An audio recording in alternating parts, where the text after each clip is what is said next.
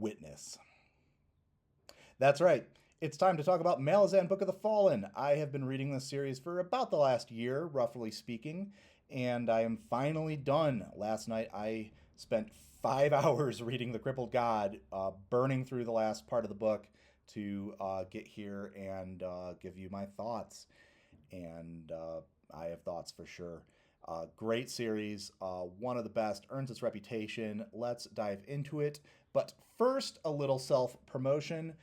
You can buy my book, The Quantum Entanglement, on Amazon. I know Amazon sucks, but it's still the best place for self published authors to get published that I know of, so that's where the book is. You can see a link in the description. The Quantum Entanglement, it's a futuristic sci fi dystopia. Society has collapsed. The Church of Science has taken over, banning technology but worshiping science. A young researcher for the church gets sent on a mission to round up and report on people who are using banned technology.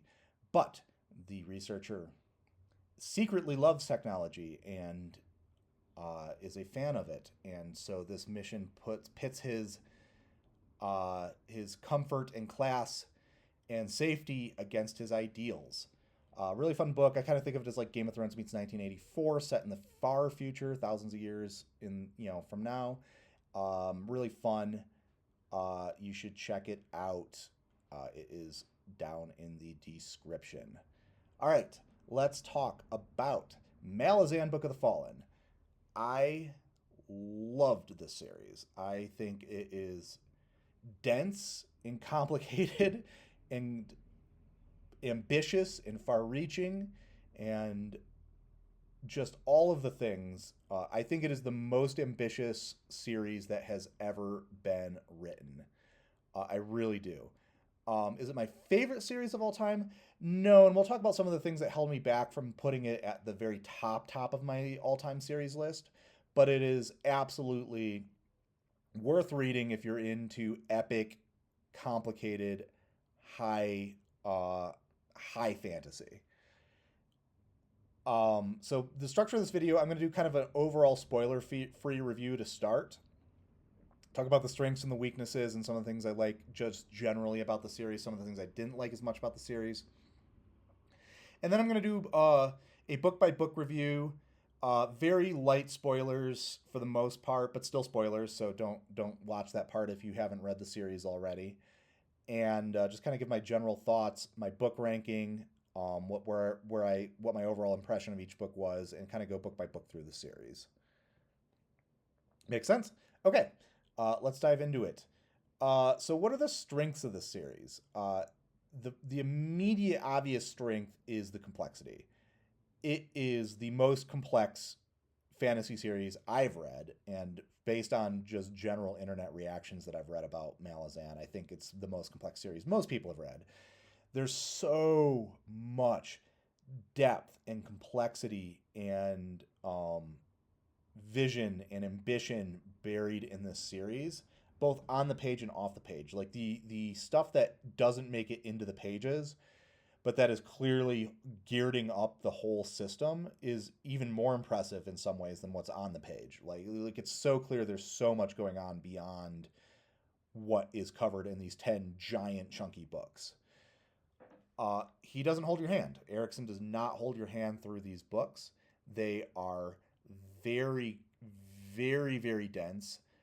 He throws you into the deep end. He doesn't really tell you what's going on or explain the context of anything that's happening. And he just sort of expects you to figure things out as you go. And from what I understand from having watched other people's reactions to this and people who are more experienced in the series than me, rereads are incredibly fruitful because there's stuff in book 1 that doesn't pay off till book 10. That you're like, just throwaway lines and you're like, oh, that's why that was there. When I read that the first time, I didn't understand anything about what they were talking about, but now I see that it was all planned from the beginning. That's really cool. The world building is amazing. There's like 8, like kind of alien species, races, whatever you want to call them. There's elder gods. There's regular gods. There's humans. There's all these complicated, long-lived creatures. There's dragons. There's lizards with swords on their hands. There's so many complicated, cool, interesting cultures and races and cultures within the different races, and the characters are really interesting. The characters are a little double edged in that most of them I don't feel like tight connections to the way that the best character writers, like somebody like Abercrombie, will make you like really, really get in the feelings of his characters. I think because there's so many characters, and the characters are so complicated in Malazan, you're at a distance from them for the most part. That doesn't mean that you don't feel emotions and you don't feel for them, but you do feel a little more separated from them than you would in a lot of modern fantasy, which is more like character driven. I wouldn't call this a character driven work, but the world building is very cool and very complex and very beautiful. And the magic system is, we'll talk about it a little bit more later, incomprehensible but interesting, and kind of, you know, pretty clearly there's a lot of thought in the magic system. It just never gets explained at least for somebody like me, who I guess is not smart enough to understand Erickson's magic system. Uh, it doesn't really get explained in a way that is clear, but it's very interesting. Like I'm every time the magic system comes up, I'm like, oh, what's going on here? Uh, Things I didn't fully expect from reading other people's descriptions of this, but I think are very true. The depth of emotion that Erickson pulls out of these scenarios is almost unrivaled. Like, even though you don't feel connected exactly to the characters, you have a lot of like sympathy for what they're going through. Like almost more than empathy, you have more like sympathy for what they're going through, and these characters get put through the ringer, and what they're doing is so complicated. Is so not complicated. Is so devastating and dark and brutal. People say this isn't grimdark. I think this is the darkest series I've ever read. I haven't read Second Apocalypse, but other than that, like this makes First Law look like a, you know, Candyland. Um, so I get why people are, well, it's hopeful, and I'll get to that later too. Um, yes, it's hopeful, and it's about camaraderie and um, the human spirit and perseverance against difficulties. And it's not grimdark in the sense that like everybody is evil. Like most of the people are not really like evil. Some are. There's some very evil people in this series, but it's more the systems and the cultures and the environments and the scenarios that create a sense of evil, and more than like individual people being bad. And that balance of darkness and hope is really one of the things that's very compelling about this series, is that you have very compassionate, compelling characters struggling against a dark, evil world. But I still think that's grimdark because, man, some of the stuff that happens in this series, yeah, I wouldn't recommend this to a lot of people because it is bleak. Almost every book, there's something that happens that just makes me go, ugh, that's one of the worst things I've ever read in my life. So I think it's grimdark, but a lot of people have very strong opinions about that and disagree. By the way, sorry if there's traffic noise. I live on a busy street, and I can't really do anything about that. So if there's traffic noise in the background, I apologize. Um, if it gets too noisy, I will pause and cut and keep that from happening. All right. Those are kind of the strengths, the things that really make this series shine. It does have weaknesses too, and that's what ultimately holds it back from being like my number one series of all time. Even though from those strengths, you might think, well, if this is the most complex, interesting, ambitious, uh, heartfelt series you've ever read, why isn't it number one on your list?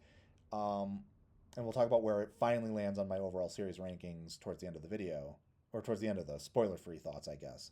Um, the reason it's not number one is there are some things that I think are weaknesses in the series that hold me back from putting it at number one.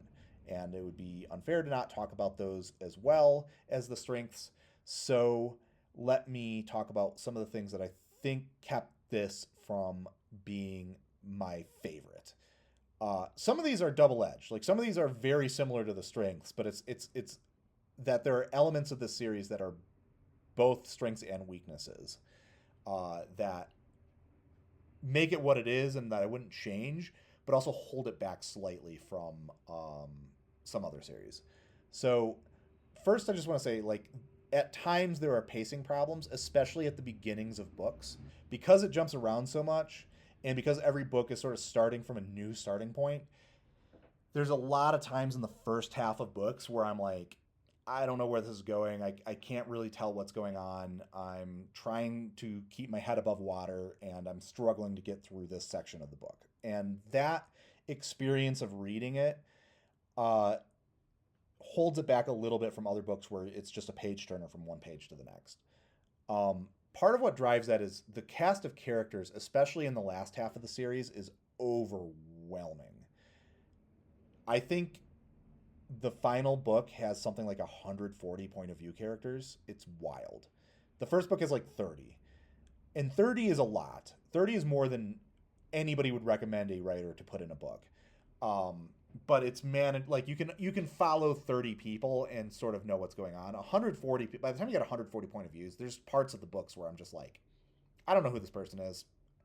I know I've seen this name like 15 times already, and I don't remember why or where they're coming from or what they're doing here. Smarter, more attentive readers than me probably can follow 140 characters. For me, that was a problem with a capital P for my understanding and enjoyment of the book. I think there was like a middle ground where you could get to like 60 to 90 characters and I would be able to follow just fine. But it got to a point where I was just like, every page it's somebody new, and I'm like, I don't know who this is. I don't know why I care about this person, and that pulled some of the sections of some books down for me a little bit. The magic system, like I said, it's really interesting. I don't understand it at all. It could have used a little more explanation. There were definitely parts where like a bunch of magic was happening to solve problems, and I was like, this just feels like Deus Ex Machina to me because I don't understand why this character can do this stuff with this magic in this situation but couldn't in a different situation. I'm not saying it's like Harry Potter where like it's just random and incoherent. And I don't hate Harry Potter, but like Harry Potter's magic system is, made up. This, I think, has an internal logic to it. It's just never explained clearly enough for me to understand. I'm sure there are people on the internet who are, Malazan experts who can like explain the Warrens and all that stuff and the deck of dragons and have it all make sense. For me, anytime magic came in to solve a problem, I was just like, yeah, okay, this character can do that, fine, whatever. Um, and I think related to the number of characters, there were subplots that either went over my head or I got lost in or I just didn't care about. With this many characters, there just were times where there were like whole subplots in books where I was like, I I've reached my capacity to be interested in this many characters and this many plot lines, and this is beyond that capacity. Particularly, like, as much I find the Tisty Andy in this series very interesting, but I didn't understand anything that was going on with them for like 4 books. They were just like on the page and they were doing stuff, and I was like, uh huh, uh huh. Who are you? Why are you? What are you doing? Why are you doing it? Why does it matter? How does it tie into the rest of the story? Like, I just didn't know. And there were other subplots that were sort of like that, where I was just like, I kind of see how this is cool, but I don't know what's going on, and I don't know how it ties in. So there's just a little bit too much of that sort of stuff that held back my enjoyment for stretches of reading the series, whereas the books in the series that are higher on my all-time list tend to be series where there's no slack and there's no give anywhere in the series. Not always. There's some that have some slack and give, but um, that's just the general trend. Like, that's kind of what held this series back for me. All that said, I don't want to end the spoiler-free section on a downer because this is still a top 10 series for me. I think I slotted it in at number 8 on my all-time series list. Out of I've read like 39 series roughly that I can remember that I've got ranked out. So it is in the top quarter for sure, maybe a little higher. It's one of the best I've ever read. It's the most ambitious series I've ever read. It's got the biggest scope of any series I've ever read, and I think that's very impressive. And if you're into the epic side of epic fantasy, you've got to read Malazan Book of the Fallen. Um, the other thing that's really impressive about this series, most of the time when I read a fantasy series or any book, I can sort of like relate to the author. It's something where like I could imagine if I had enough time and energy and runway to get better at the skills and the craft of writing, I could write this. Yeah, not in an arrogant way, but like, if I had 20 years to work on my craft, I could get to a point where I could where I could imagine writing a book like this. Malazan, you could give me the lifespan of a Tistiandi, I could never come up with this series. It is alien to me. Like it is so far beyond my comprehension. And the choices and the thoughts and the decisions are so unusual and different and surprising that I could never come up with this series. I could never, ever, 1,000 years, could not write this. And that's really impressive. And I don't know that I've ever read something like that before.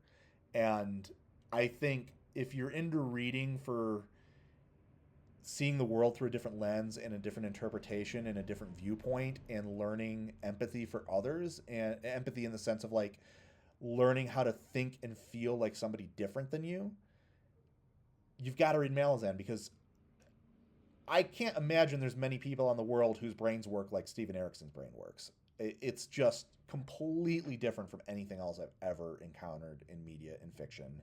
Not just books, but video games, movies, TV, anything you want to talk about, any medium you want to talk about where stories get told. I've never encountered anything like Malazan. And that's really impressive. That's really cool, and is a strong recommendation for me. So that's my spoiler-free thoughts. The rest of this is going to be kind of book by book, a little more spoiler heavy. I'm going to go through the 10 books because I don't want to do like 10 individual reviews, especially since the early books, has been a while since I read them, so I don't remember them well enough to do very good reviews. So I'm just going to do like a light spoiler review and ranking of the 10 books in order. Gardens of the Moon. I liked this book a lot. I read this for the first time in high school, actually, like more than 20 years ago. And I really liked it back then. Unfortunately, once I got to college, I didn't have time for epic fantasy anymore, so I dropped off the series after 2 books. But I read this in high school and liked it a lot then. I reread it maybe 3 years ago, and then I dropped it because I was in the middle of Wheel of Time, and I didn't want to be reading Wheel of Time and Malazan simultaneously, because that seemed insane. And it would have been. So I think of Gardens of the Moon as basically being a prequel book. It establishes the characters, it establishes the world, it throws you in the deep end, it introduces a lot of concepts in the world building, in the social and economic and political structures, in the magic systems, in the characters.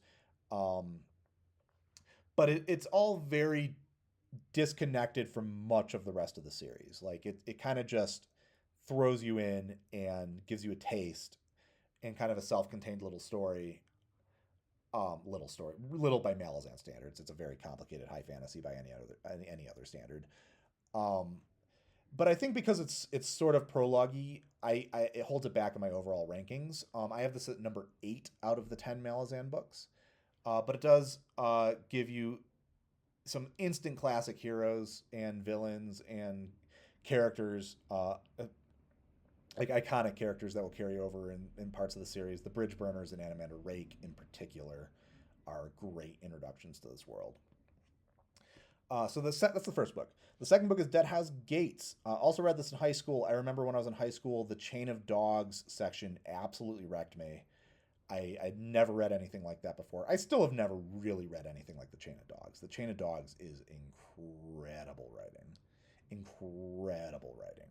Incredible plotting, just twists and turns and horror, and just very dark stuff.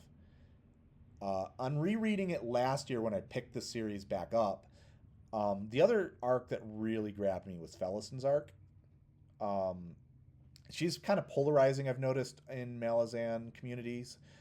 Some people find her very annoying. Some people find her very tragic. I'm very much on the she's very tragic side of the scales.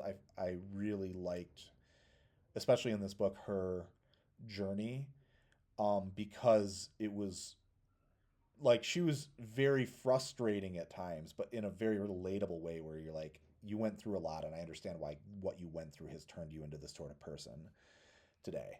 And she's surrounded by people who don't have her best interest at heart, and that is tough too for somebody who has been, traumatized repeatedly in her young life. So I really like the Fellison arc. Um, but again, this book's all about the Chain of Dogs. The last third of the book is some of the most heartbreaking, devastating, horrifying, terrifying writing I've ever read. It just rips you apart. What happens to this train of refugees and soldiers, and it in some ways it is the most memorable, if not the most memorable, like top three most memorable sequences in the entire series, and um, really is like when Malazan proper kicks off. It's like, okay, now you know what type of series you're in.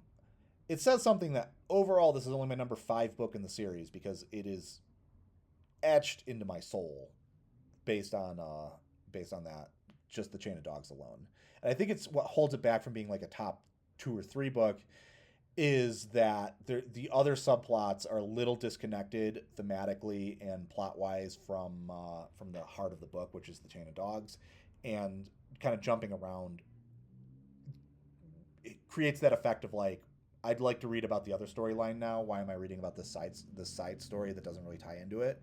It all ties in eventually later in the series, so it's not a bad thing. But I think there's other books that are a little tighter. So the third book is Memories of Ice. Many people tout this as the best book in the series, and I think for very good reason. I think this is an absolutely valid choice for the number 1 book in the series. I think it has the most epic scale. It features some of the best characters in the series, dramatically and prominently, with Whiskey Jack and Animander Rake and Quick Ben, Kaladin Brood, Croup or Croupe, I don't know how to say his name. All these characters are iconic Malazan characters and are given moments to shine in this book. It's horrifying at times. It's epic. It's terrifying. It just grabs you and doesn't let go for the entire book. And it's a very satisfying conclusion. Like a lesser author would have written a 3-book series that ended on this book, right? Like it really ties up what gets started in Gardens of the Moon very well, and feels like its own little mini climax because the series kind of veers off into different directions after this book. But I love it. It's my number 3 in the series. You could argue it higher. I totally get people who have it number 1. It is the book that like makes you go, oh, I've got to stand up and take notice of this series. Like this is the announcement. If Deadhouse Gates sort of like caused you to pay attention, this is the one that's like, oh no, I'm reading something that is on a different scale. So that brings us to book number 4, House of Chains. This book is all about Karsa, in my opinion, and I think a lot of people's opinion. The first quarter, where you're tightly focused on his POV, which is very rare for Malazan, is one of my favorite sequences in the entire series. It just lets you get this, and Karsa is my favorite character in Malazan. I think partly because he's the only character who ever gets the full spotlight on him for more than a chapter at a time, where he gets like a quarter of a book to himself. So you really get to dive into his psyche and understand who he is and his journey from a absolutely evil, irredeemable monster to a still pretty evil, still mildly redeemable, interesting anti-hero. I'm not going to call him a good person because at no point in the series does he become a good person. But he goes from being like a villain to an anti-hero, basically. And it's just a fascinating arc. Um, the rest of the book loses its focus a little bit for me. There's a lot of politics around the whirlwind and Shrike Reborn, and um, the ending didn't really grab my attention the way the previous two books did. It didn't really add up to as much as some of the other books in the series. It's laying groundwork, I now know, having read the whole series, for later books. But at the time, I was kind of like, okay, we kind of tied off this whirlwind arc faster and less consequentially than I expected. Um, that's because it was kind of a springboard to the bigger arc that Erickson's interested in telling. But I think that kind of holds this book back a little bit. So outside of the Karsa section, the rest of the book was one of the weaker entries in the series. And I think because of Karsa, I have it still at number 7, a little higher than Gardens of the Moon. But the rest of the book was a little bit of a letdown. That brings us to book 5, Midnight Tides. I'll be honest, when I first found out we were going to a third continent for this book and starting with an entirely new cast of characters, I was intimidated and I was like, oh, God, is this? I don't know. I don't know if I can do this. This is another entirely new, fresh start. But this continent stole my heart. I think Rulad is one of, if not the best villain in the entire series. He's such a tragic, interesting character. His story is so fascinating and so heart wrenching, but like really grabs you. And also T Hall and Bug, especially Bug, some of my favorites in the series. Like their dynamic is fantastic. It gets better as the series goes on, but like really, finds its footing in this book. And Bug is just a brilliant, brilliant sidekick character who turns out to be a little more than you expect. The other thing about this book that I really liked is it was very tight. Malazan books are pretty sprawling and all over the place. And this book felt like it was focused and knew exactly what it wanted to do and what it wanted to say and the story it wanted to tell. And it never like diverged into tangents and subplots and spin-offs and all this other stuff that some of the other books suffer from a little bit. So all that being said, this is my number 2 book in the series. I think Midnight Tides is phenomenal. I think it is a highlight of the series for sure. It's not quite as epic as Memories of Ice, but I think because it's so focused and the storytelling is so taut and clear, it elevates the entire book for me. That brings me to book 6, The Bone Hunters. The Bone Hunters is all about Iketan. The Iketan chapter is the highlight of the entire series. I was on pins and needles reading that sequence. It is probably the most intense battle sequence I've ever read in any series, in any book ever.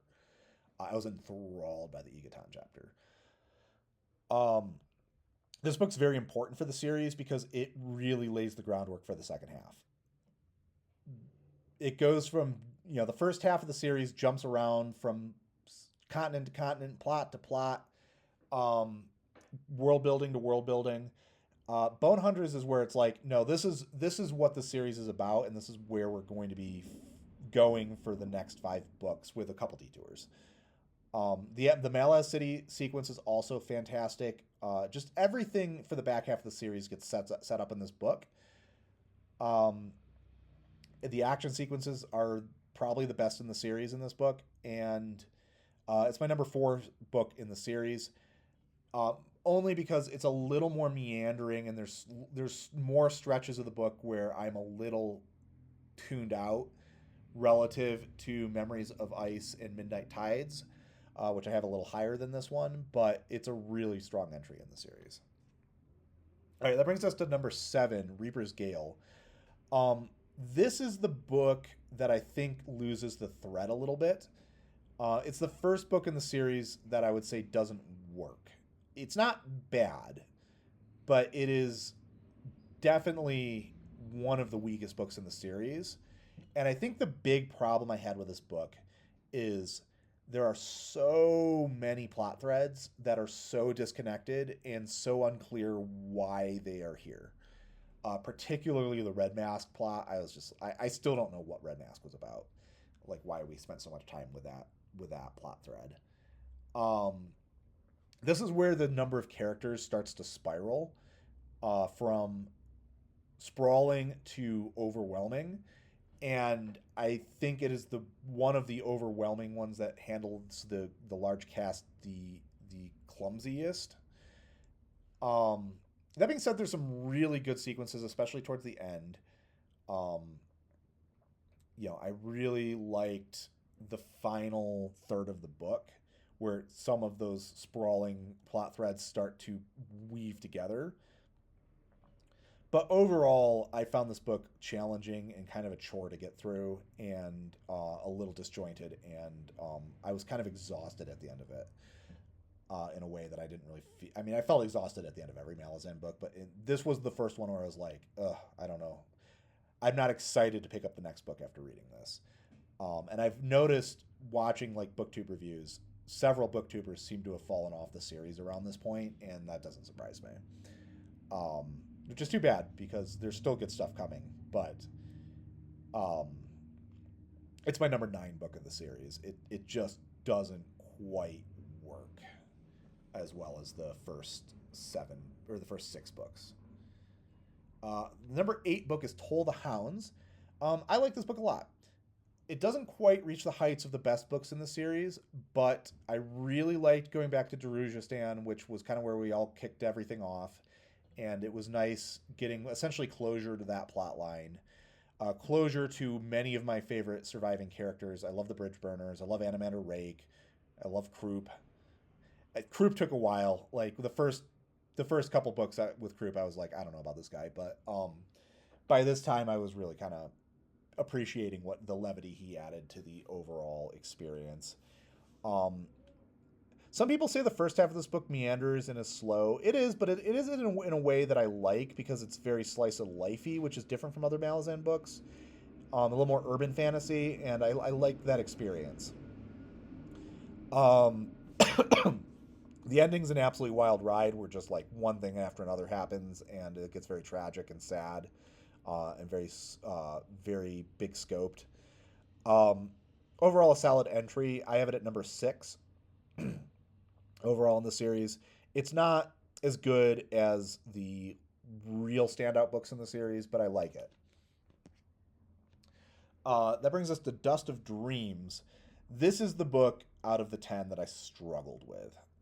I'm not surprised because even Erickson admits it's just a setup book. Like it's a part of a two-parter with a crippled god, and all of the problems with book ones in Malazan, or like first halves of books in Malazan, really, really come out in this one. Only the entire book is the first half of a two-part book, so you never get out of that mode of meandering, too many characters, so many plot lines being set up, just interminable number of dominoes being put on the mat. Um, and it was a struggle to get through. The other thing that made this book hard for me, that I haven't talked about yet, and I probably should have talked about earlier, is it really leans into my least favorite things Erickson does, which is very grimdark sexual assault scenes.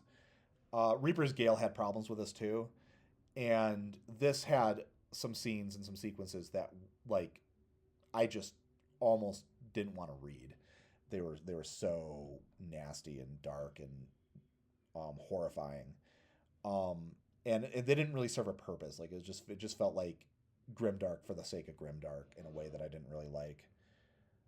Um, the other problem is like a lot of this is built around like Tavor's driven vision of what she wants to do, but she's so tight-lipped about what she's doing and why she's doing it that it made this book feel a little directionless because you couldn't really tell why anything mattered because nothing was being explained, and that lasted for a whole 900-page book or however long this book was.